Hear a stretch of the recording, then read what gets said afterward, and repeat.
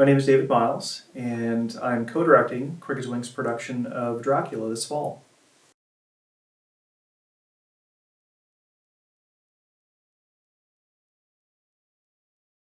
I've been involved with Quick as a Wink for 3 to 4 years now. Currently sit on the board of directors. Originally got started with Quick as a Wink with Annie, with the production of Annie. My wife and daughter tried out for Annie. My wife ended up being in the production and really just never left. My wife and I have actually been involved with Quick as a Wink since then. Mainly I've been doing a lot of behind the scenes stuff, not really on stage acting per se, but I've directed, this is actually my third show that I'm directing for Quick as a Wink. So I directed The Mousetrap, more recently Baskerville, Sherlock Holmes Mystery, and Dracula's my third production. And yeah, other than that, it's mostly behind the scenes stuff. Kind of restarted the spotlights a couple years ago, and the spotlights used to be written, and I kind of took it to a different form. Started doing videos for the spotlights, and they were pretty popular. So yeah, so that's my involvement.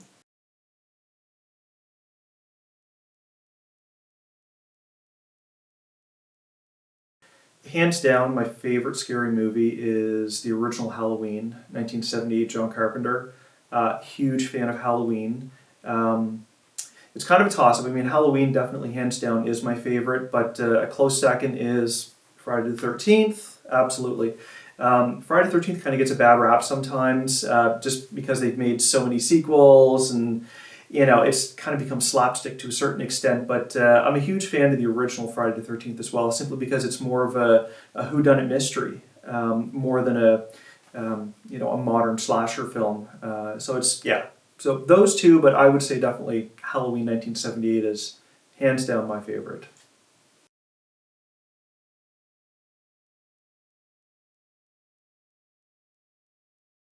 I think everyone likes a good scare, secretly, and you know, they may never admit it, but everyone likes a good scare.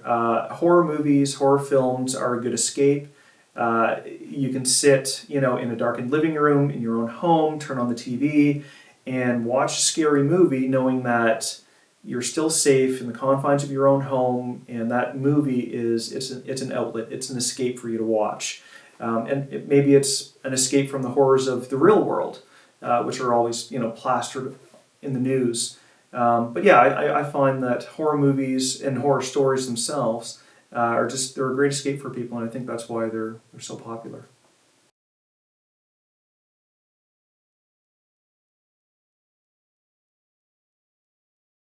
I think the novel Dracula has endured for so long because it's just a classic story. It's, for the most part, I mean, it's a fantasy story. It's about a vampire, Nosferatu, Count Dracula, coming from Transylvania to London to basically feed, you know, on the population of London.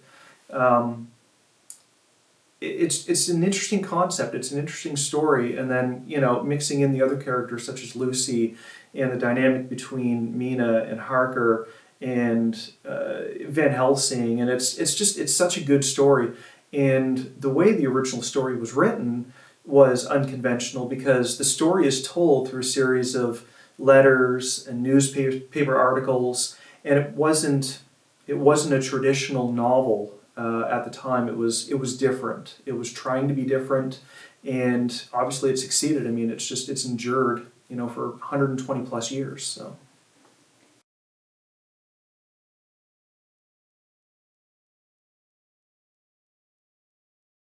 who doesn't love Dracula? Dracula's a classic, but as far as other vampire stories, a modern vampire story that I absolutely love is Let the Right One In. Fantastic movie. I've been meaning to read the book. I have every intention to read the book, but I saw the movie first. I didn't even know it was a book at first.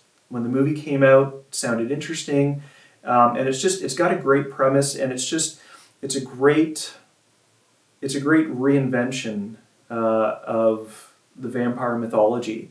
And so they Americanized it. So it's originally a Swedish novel and was a Swedish movie, and they They remade it for U.S. audiences. Even the title they changed. It's called Let Me In, starring Chloe Grace Moretz.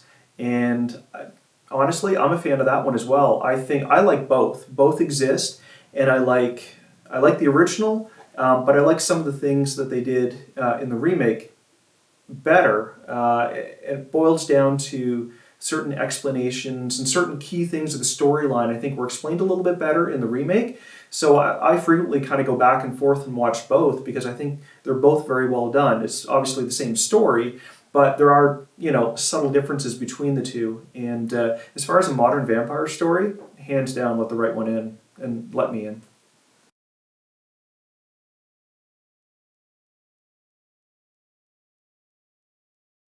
You guys are gonna laugh at this one.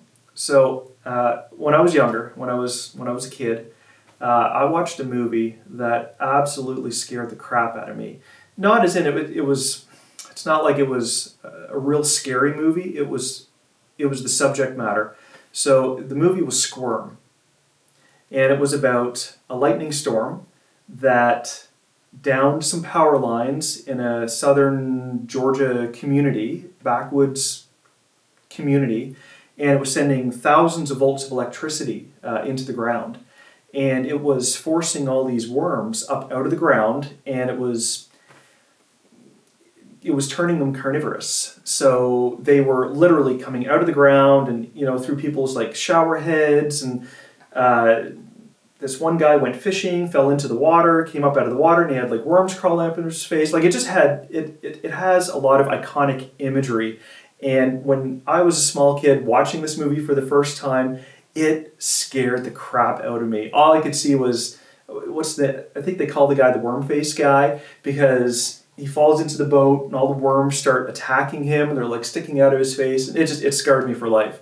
So to this day, I am petrified of worms, and it was all because of that movie. Thank you.